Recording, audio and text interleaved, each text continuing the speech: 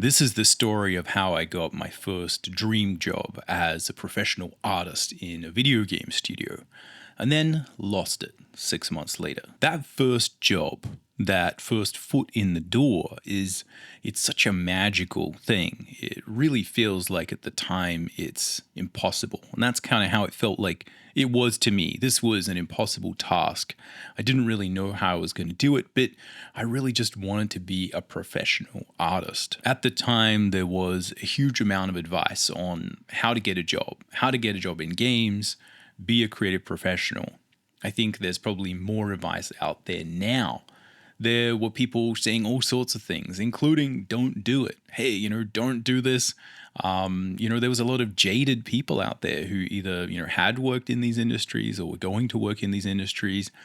It was really hard to know what to expect and what to do. The time period in question here is in the early 2000s, and that environment is very different to what we have today. So my experience is not necessarily going to overlay with yours if you're looking to get a job right now in video games, especially your first. But I think it's really interesting to hear these stories, and certainly I listened to a lot of other people's stories when I was trying to figure this out. So my hope here is that through sharing my story here, I can, give you a bit of information, because I think the real thing is when you see sort of what works now and what worked 20 years ago and what worked 20 years before that, it's a really good way to get a very good understanding of kind of how these things work, how you do get jobs, what's likely to happen, what are the things you should do, what are the things you shouldn't do, and what should you expect. I certainly noticed a few really interesting things when I did get this job that completely blew me away. And again, if you stick around to the end, I'll also share with you some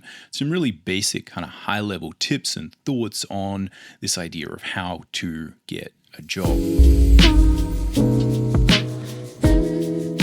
Welcome to the Visual Scholar Podcast. My name's Mcburnie. I've been a professional working artist for over 20 years, and on this show, we're all about demystifying the worlds of art, creativity, and productivity so that you can get better faster and enjoy your artistic journey. All right, so bear with me. A little bit of history is probably useful because that will give context to this story and this sort of time in video games. Now, I grew up without video games right early on. But when I was really young, I started playing a lot of video games on the Commodore 64 and, Sega Master System. I had a Nintendo, all of that stuff. So I kind of grew up in a little bit of that 80s retro kind of, we didn't really have computers, but, as I grew older, we started to have computers. So these things were really interesting. The idea of working in video games for me was not something I had really considered as a possibility. Because it just wasn't the kind of career that you saw a lot of. But nevertheless, I wanted to be a writer initially, and I got into sort of art and drawing, and I think mostly people responded well to my art in some ways, and that's sort of maybe what gave me the desire to kind of pursue it. I come from Adelaide, Australia. There's not a lot of good opportunities to learn how to draw. I kind of wanted to draw comics because I'd always grew up reading Asterix and Tintin and a whole bunch of different comics. I kind of learned to read doing that. And again, I just liked fantasy. I liked other worlds, right? The escapism that comes from kind of drawing. But I didn't really know what I wanted to do. I didn't really have any good opportunity or any sort of plan there. I was either going to become an environmental lawyer or an artist or something, right? I really had no idea, as I'm sure a lot of people can relate to. Back in those days, there really weren't that many concept artists because games were really basic in their visual representation. And, I would say not every studio had a lot of high-end concept art. It wasn't a major job description at that time. It's something I think that all games kind of needed, but they didn't all have. So I really was, not looking at this as a job for ultimate creative expression, but it was just something that seemed really fun that I wanted to do. So as I said, at the time, I was sort of floating around a little bit. I think as we often do when we're trying to figure out what we actually want to do. I wanted to be an illustrator. I kind of had these dreams, again, of being a freelance artist because coming from the era that I was looking at, it was the heroes that I had were people like Frank Frazetta, these kind of heroic illustrators. And a lot of them kind of had their little studio. These were comic book artists. And most of those positions are freelance. You're doing, one job here, one job there. And they always just had this studio that was often, somewhere or at their house. And for some reason, that was kind of my dream. The idea of going in and working at an office was not necessarily kind of something that I had in my head. But nevertheless, again, I was kind of floating around and I wasn't really sure what to do. I knew I wanted to draw, but I didn't know whether I wanted to draw comics or be an illustrator or, again, work in video games. And I didn't really even know how to start any of these things. I'd never really worked a proper job. I have no idea how to work a cash register or do any hospitality. I never stacked food at a supermarket. I was always just in starving artist mode. I wanted to be an artist, and that's kind of what I did. And I was living and breathing this. But again, the idea of a job was, a little bit intimidating in general. But much of that kind of disappeared when I quit my art school and I was floating around and I was completely broke and I had no prospects. It was very challenging at that time to just be a freelancer in Australia because, again, we're, geologically removed from the rest of the world. It's, not necessarily possible to go and meet people and do all that stuff that was really necessary. The internet was only just starting to really come online as a possibility for that. So again, I was in this weird position and I knew that there was one studio that was really big in Adelaide. It was called Ratbag Games. They had made a really good game called Power Slide and Dirt Track Racing. And they were basically a racing car simulation, kind of dirt track racing developer. And I was, sort of looking at that and it felt like, look, that looks cool, but, I'm not really into racing games. I wasn't really into cars at that point in time. I wanted to do fantasy stuff. So even though that was there, it didn't really seem like it was a perfect fit. And this was a mythic studio. This was like Adelaide's, greatest and, maybe one of Australia's, top developers. If not, its top developer at that time. It was a really, really big deal. And again, just that sort of thing didn't really seem to fit. But as I got poorer and poorer and my options seemed to dwindle more and more, the idea of, again, just getting a job in a video game studio started to appeal to me more and more. And I really tried to and started to look at this opportunity a little bit better. But still, the question was, how do I actually get my work there, right? They weren't always advertising for jobs, and there wasn't a lot of, ways to actually get in there. It was hard to know. I just don't think I was the kind of person to go and, knock on the door and be one of those crazy people who just goes and talks to people. Again, introverted artist. The whole idea of, bridging that gap was, its own complete mystery. And I think that's a really important point because in the beginning, the gap between us and a professional environment seems like so large. It seems completely insurmountable. It's like, here's me and there's them. There's all the professionals. Now, obviously, it's a little bit different, right? It's a little bit easier to have conversations, to email people and say, hey, do you want to do some work? I've done all this stuff. Back then, it seemed like there was this giant wall between me and them. That was until my aunt started dating a Ukrainian musician. Now, I forget this guy's name exactly, but he was a musician and he was from Ukraine and he had actually sort of migrated to Australia with a bunch of other Ukrainian people who had all been working at a video game studio. And he was a composer who had worked in video games in Ukraine, and he knew a whole bunch of people who worked at Ratbag. My memory is pretty vague on the specifics, but my general understanding is maybe similar to today. Ukraine had a lot of troubles earlier on, and it was, through the success of working on those games that these people managed to migrate to Australia and, again, potentially escape some of that stuff. So either way, he knew some people who worked at Ratbag and he got me the all-important sort of interview with them. And I thought at this point I had hit the jackpot, right? This is one of these things you can never, ever imagine happening. It's just completely random. It just comes out of the blue and it strikes like lightning. And I was like, oh, that's interesting. Maybe that will go somewhere. So I felt like I had the inside track, the thing you always need, which is contacts. It's the networking, the social contact. And, he put me in contact with one of his friends who I think was actually a senior 3D modeler called Victor. And Victor was a really, really nice guy, very, very talented 3D modeler. And, at that time, a real sort of a veteran, right? He'd worked in video games for quite a while and really knew a lot of stuff. His English was not that good, but we had a lunch sort of meeting, and I felt like, again, everything was going well. He took my folio and he was going to give it to the art directors at Ratbag. It's probably worth noting that as part of this process of me sort of contemplating working in video games, I did start to, look a lot into how video games were made. It's not like I was just some sort of silly 2D artist, right, who just wanted to do illustrations. I, was very, very much into all of the 3D stuff that was happening at the time. I would read magazines about 3D, about game development. I'd be reading a lot of information on the internet about how these things were made, looking at modeling tutorials for Quake mods, etc. And I was using 3D Studio Max. So again, I was very serious about working in games. I kind of made that pivot to a little bit. And I still wasn't really sure how it would happen, but it probably was that time where I was like, okay, I'm really broke. I don't have any options. Maybe games are the way to kind of, get a job as a creative professional. And, I had kind of started to really look into what that was about and try and create some 3D stuff to put in my folio. But it was all really terrible and was certainly far, far removed from anything that could be conceived production ready. So I was not a 3D artist, and there was no way I would be applying as a 3D artist or really be able to do that work.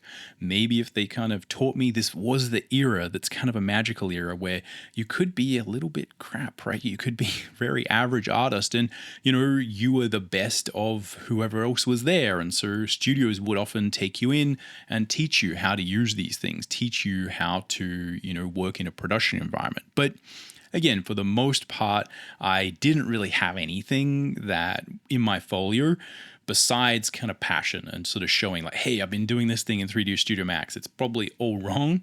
But again, at least I was trying. So the reason I mention that is I was able to, have a conversation with, this guy, Victor, about what they were building and, what the poly counts were on the models they were creating, and that trying to figure out like, what kind of skills should I build, what kind of stuff do you need?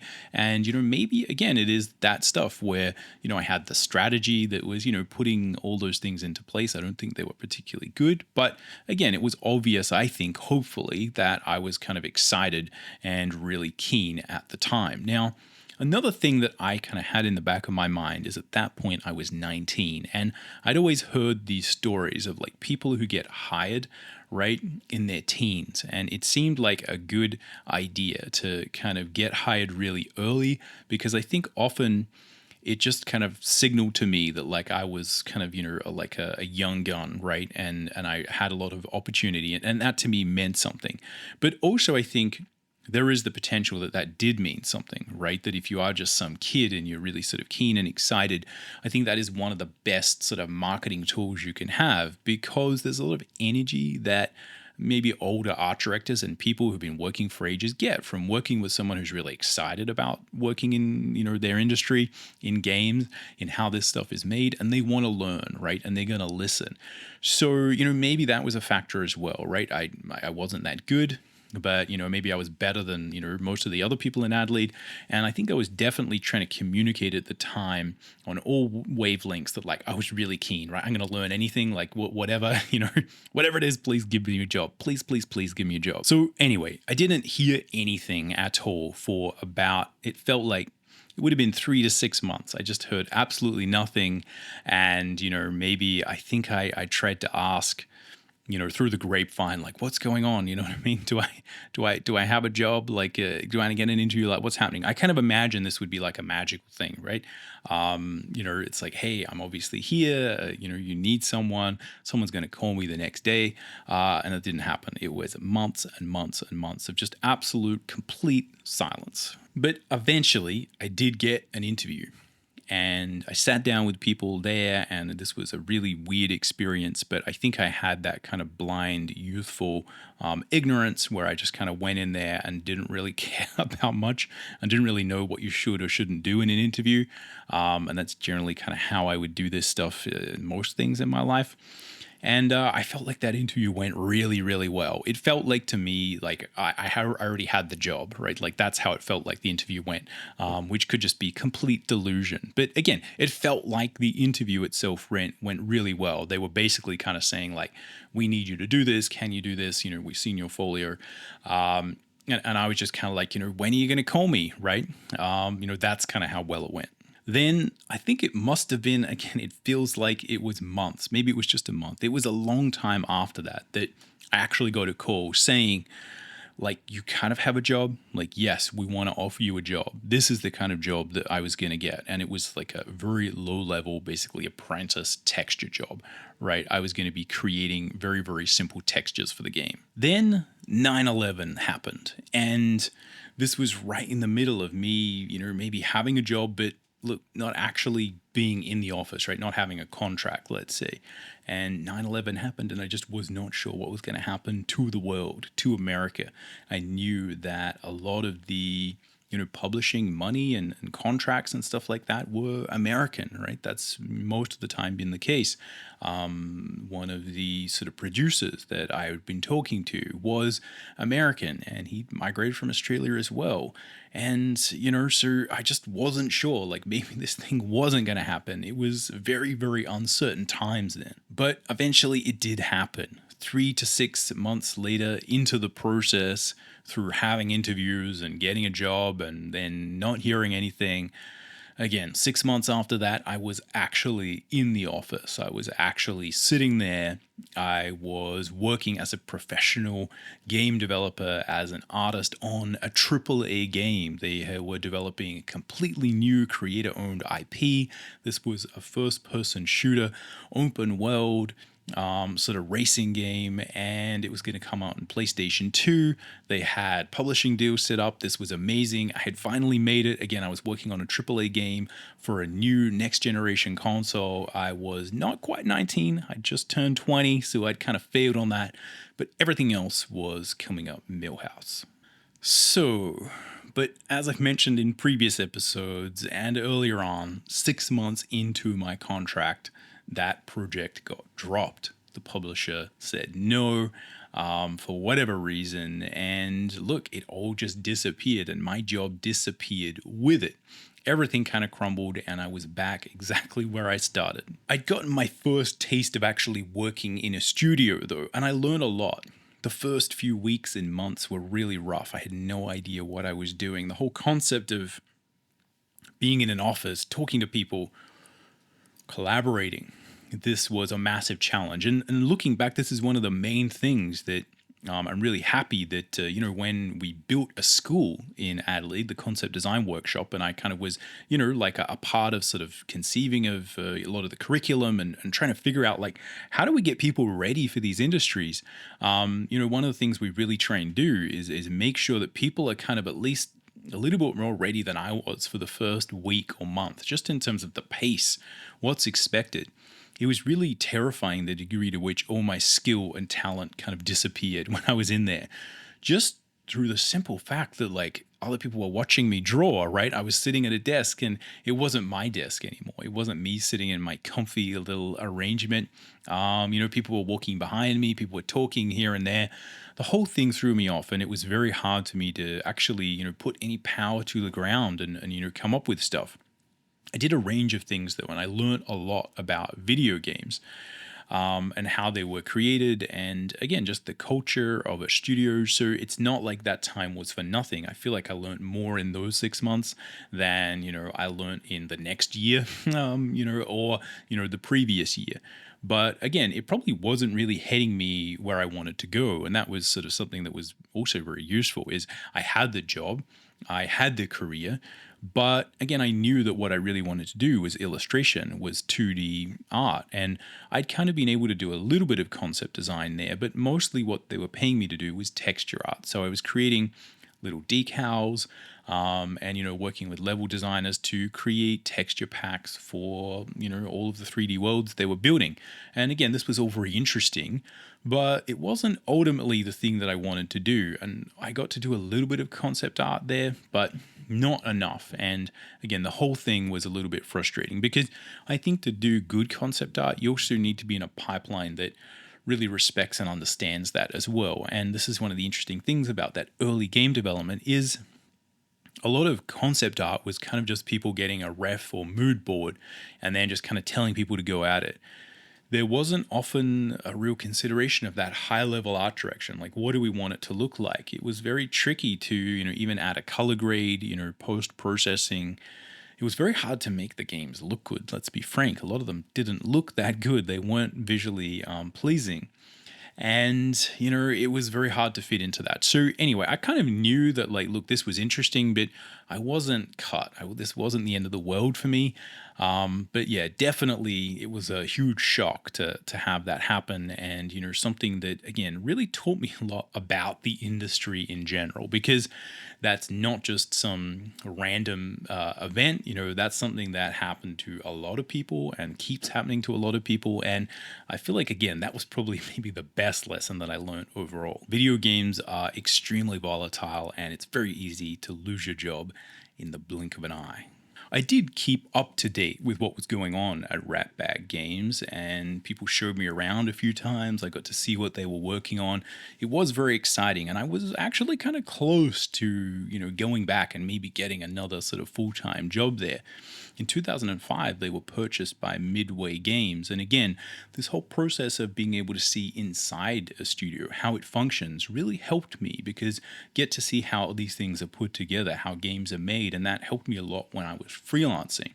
I learned a lot of really, really important lessons about how companies were built. I also heard that one late December, a Midway executive flew to Adelaide, Australia to put the entire company under the knife, just in time for Christmas bonus. He flew there, completely gutted the company, and fired every single person on the spot. That is the story of how I got my first job, how I lost it, and then how I saw my job lose its job. So, normally I like to do takeaways, to take my amorphous set of thoughts and try and turn them into some practical takeaways, some advice that we can use, some advice that maybe you can use.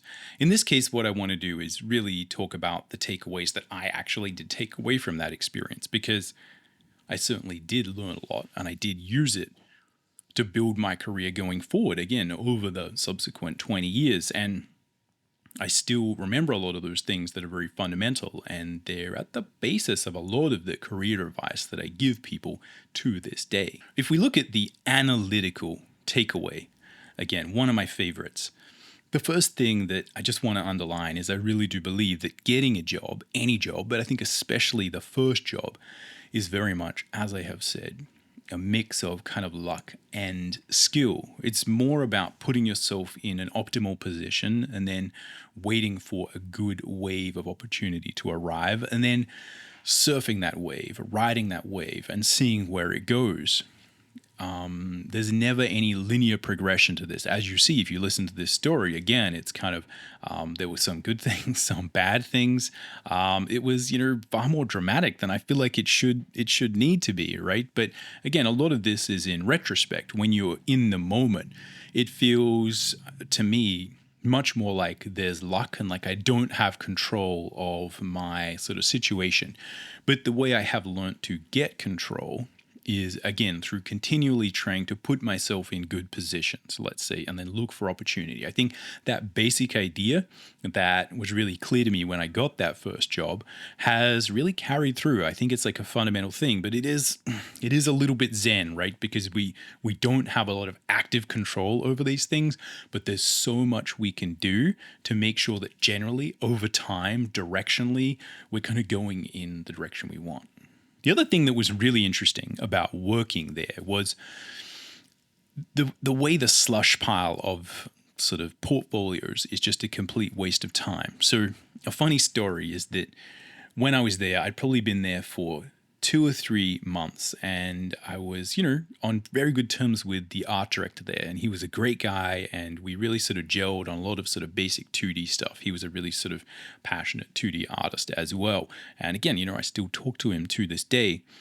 And, he was going through folios, and, he was like doing it on his lunch break. So literally like sandwich in one hand, going through like portfolios with the other. And there was a giant box.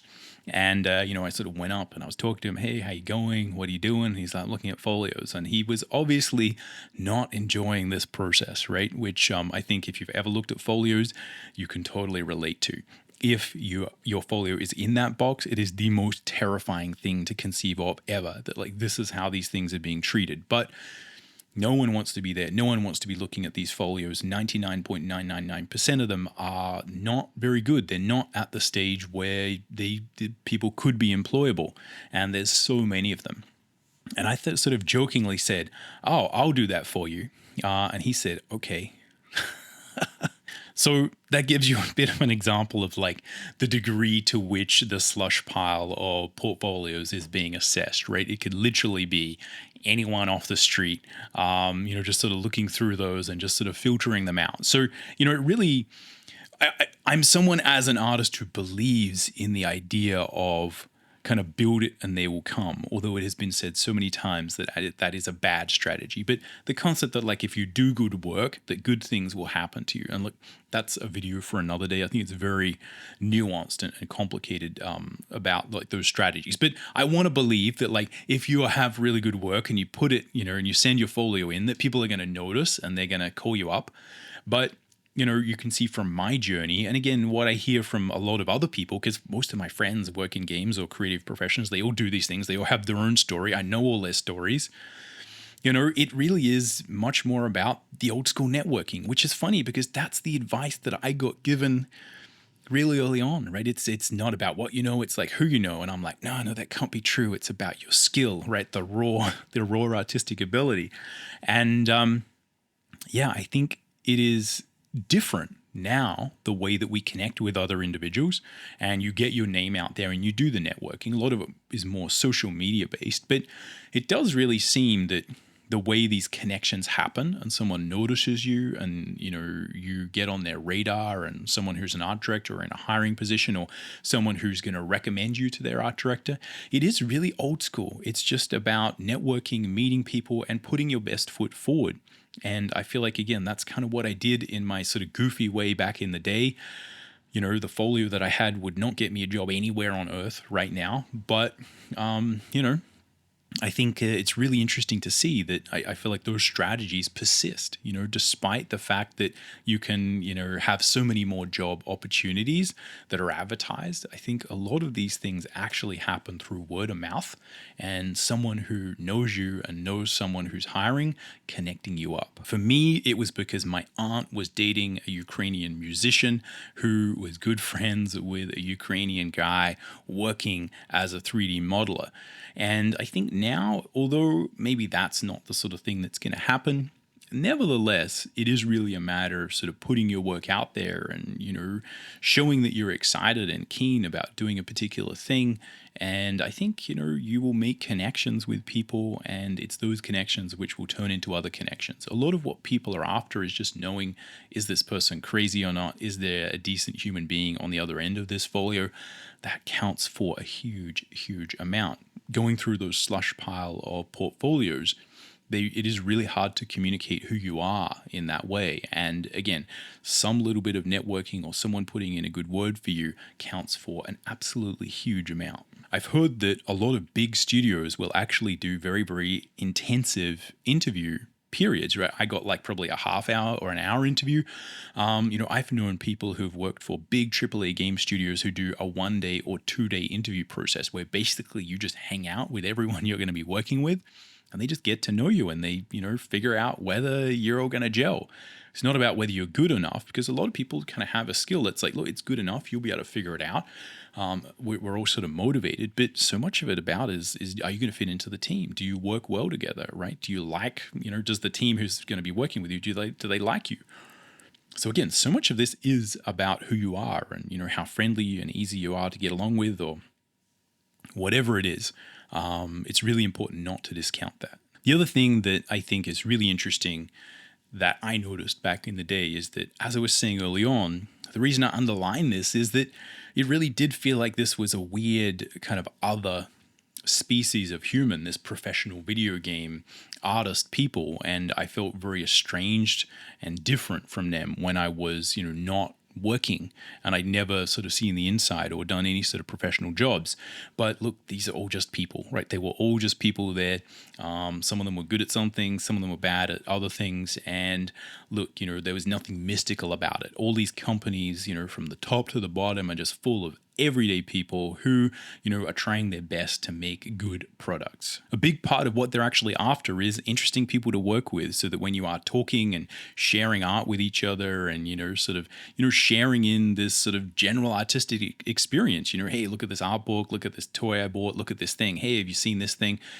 Just having someone there who you really gel with visually on a visual level, on a personality level is so important, because that's, what we spend most of our time doing. The number one super simple bro level takeaway that I had here is really basic. The gaming industry is super freaking volatile. If we look at the doing takeaways, like what did I actually do to try and, learn from this situation? I think that it really lit a fire under me to try and build some kind of career that was isolated from that type of thing. I was working in Australia, obviously, as I said, and one of the things that happened, and a big reason, I think, for the project drop and these companies getting put out of business, is that when I was working initially, there was a time where the Australian US dollar exchange rate was very favorable to the American capital. So basically, they were getting, people from Australia at, half price. So, you can think about cost of living, etc. Basically, you could get 2 Australian workers for the price of 1 American worker, let's say. And I think that fueled a lot of setting up with these studios, getting these publishing deals. And, in the, early 2000s, the late 90s, there was, quite a large number of, pretty decent, interesting looking AAA game studios in Australia. And, in the mid 2000s, there was more. There's actually quite a lot of, really interesting tech that kind of came out of Australia. There was a lot of possibility. And I think it's just that the exchange rate kind of killed it, because the main reason all of that money was flowing into Australia was just based on, what you could get for the money in terms of English speaking people who had like similar culture. Again, this was earlier days of the internet. The systems we have in place to work internationally were kind of just not there as much. So, this was a good opportunity. And basically, what I saw is like, as I progressed, so as my skills got better, and it became a situation where I'd sort of say, okay, now I can probably there's more jobs in Australia. My skills are better. My chance of like getting a job in Australia has increased. And that's really what I thought I was going to do. But I kind of just saw all of that just crumbling away beneath me. And again, if you're a student of Australian game development, you know that basically all of these big AAA game studios that had hundreds of people. I mean, there was one, I think that had like 400 people in it, which was a massive studio at the time. I think Ratbag had 70, and that was really big at the time. These days, like, a AAA game studio needs like at least a few hundred people working in it. But at the time, again, a single game might have, 30 or 40 developers and people working on it maybe.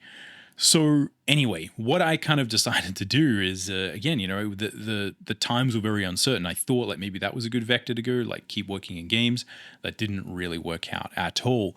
So I got even more, sort of skittish when it came to that, to the point where, again, what I was really trying to do was build a freelance career that was diversified, because diversification is one of the best sort of financial general strategies to kind of avoid, getting hit by a big upset like that, like a studio shutting down out of nowhere, right? If that's your only chance of employment, then you're in big trouble.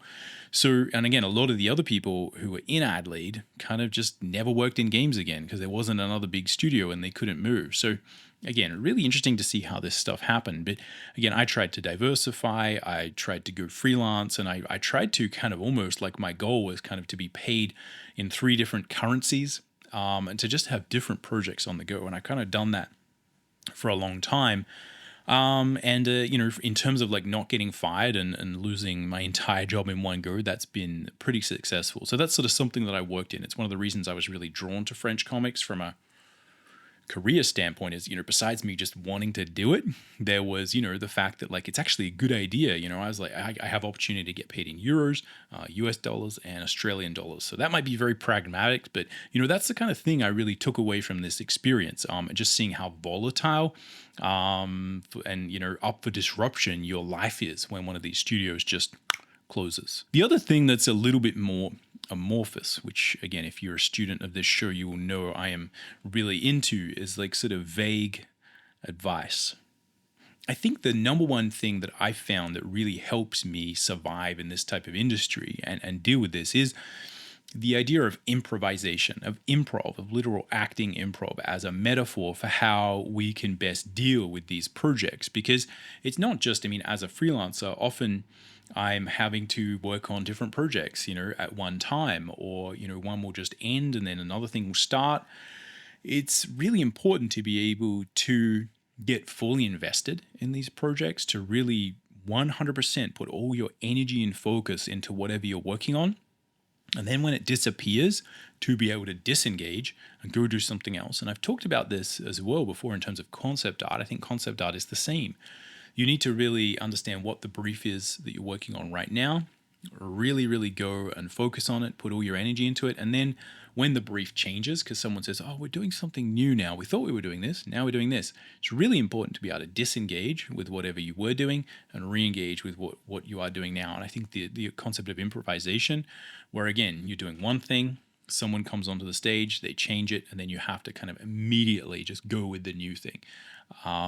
That kind of improvisational acting, I think, is like a super good metaphor for how I sort of approach these things now, where, again, I really try and understand that, look, in order to be successful, in order to do justice to the projects I'm working on, every single thing I do, I have to believe in it 100%.